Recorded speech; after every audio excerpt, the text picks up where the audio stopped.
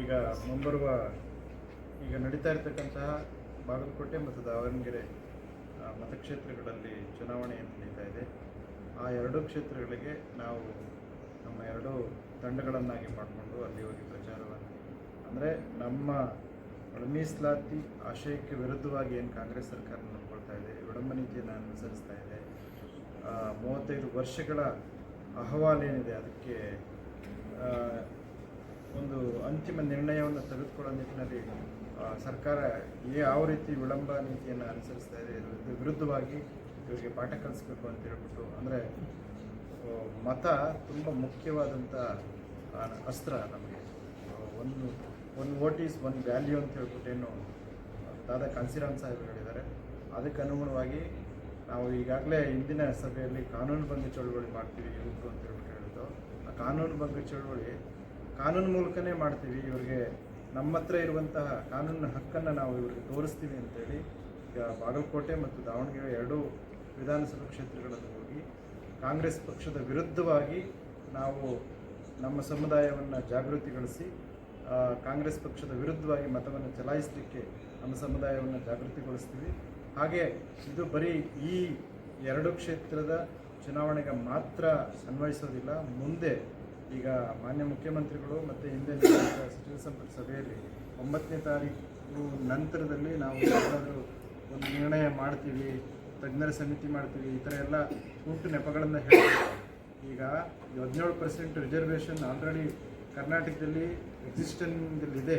So ಹೀಗಿರುವಾಗ ಇನ್ನೊಂದು ತಜ್ಞರ ಸಮಿತಿ ಮಾಡಿ ರೋಸ್ಟರ್ನ ಹಾಗೆ ಹೀಗೆ ಮಾಡಿ ನಿಮಗೆ ಒಳಮೀಸಲಾತಿ ಕೊಡ್ತೀವಿ ಅಂತ ಹೇಳ್ಬಿಟ್ಟು ಕುಂಟು ನೆಪಗಳನ್ನು ಹೇಳಿಬಿಟ್ಟು ಕಾಲಹರಣ ಮಾಡೋದನ್ನು ನಾವು ಉಗ್ರವಾಗಿ ಈ ಯುವಶಕ್ತಿ ಹೋರಾಟದ ಪರವಾಗಿ ಖಂಡಿಸ್ತೀವಿ.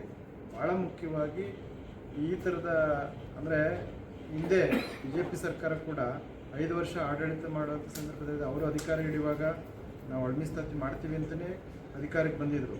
ಆದರೆ ಕೊನೆ ಹಂತದವರೆಗೂ ಇದನ್ನು ಎಳ್ಕೊಂಡು ಬಂದರು.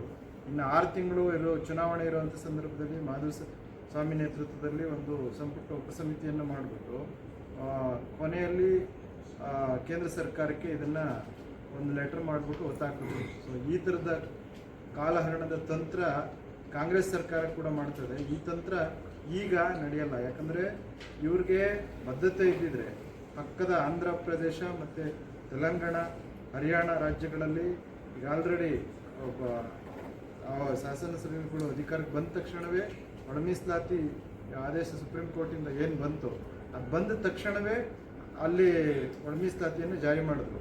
ಆದರೆ ಕರ್ನಾಟಕದಲ್ಲಿ ಸಾಮಾಜಿಕ ನ್ಯಾಯದ ಕಟ್ಟಸಿ ಕನ್ಸರ್ನ್ ಇದ್ದಿದ್ರೆ ಇವರು ತುರ್ತಾಗಿ ಏನು ಮಾಡಬೇಕಾಗಿತ್ತು, ಒಳಮೀಸಲಾತಿಯನ್ನು ಜಾರಿ ಮಾಡಬೇಕಾಗಿತ್ತು.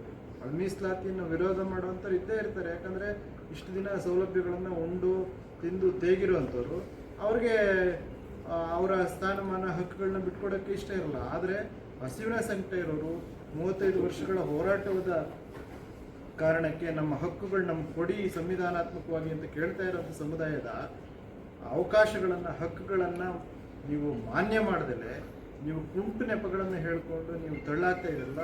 ಇದರ ವಿರುದ್ಧ ಮಾದಿಗ ಯುವಶಕ್ತಿ ಸಿಡಿದೆದ್ದಿದೆ. ಬರೀ ಈ 2 ಉಪಚುನಾವಣೆಗಳಲ್ಲಿ ಮಾತ್ರ ಅಲ್ಲ, ಮುಂದಿನ ಎಲ್ಲ ಚುನಾವಣೆಗಳಲ್ಲೂ ನಿಮ್ಮನ್ನು ಸೋಲಿಸ್ತೀವಿ. ಜೊತೆಗೆ ಒಳಮೀಸಲಾತಿಯನ್ನು ಕಾನೂನು ನಿಮ್ಮ ಕೈಲಿ ಆಗಲಿಲ್ಲ ಅಂತಂದರೆ ಕಾನೂನು ಮೂಲಕ ಆದರೂ ನಾವು ಪಡ್ಕೊಳ್ತೀವಿ ಅಂತ ಹೇಳ್ತಾ ನನ್ನ ಮಾತುಗಳನ್ನು ಮುಗಿಸ್ತೀವಿ. ಪರಿಚಯ ಮಾಡಿ.